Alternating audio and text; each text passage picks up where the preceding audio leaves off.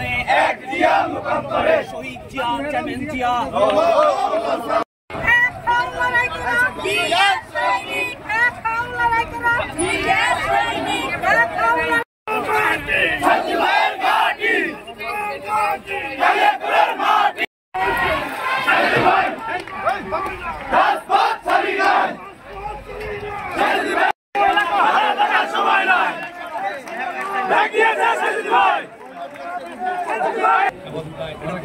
হয়েছে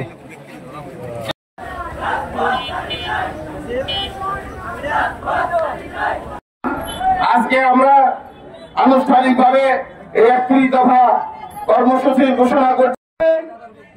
ইতিমধ্যে আমাদের দলের সম্মানিত ভারপ্রাপ্ত চেয়ারম্যান মানুষের প্রত্যাশা পূরণের জন্য জাতীয়তাবাদী দল কর্তৃক রাষ্ট্র এই আওয়ামী সন্ত্রাসী বাহিনীদেরকে ছাত্রলীগ যুবলীগকে দেখতে পারবেন, সেখানেই তাদেরকে প্রতিহত করতে হবে।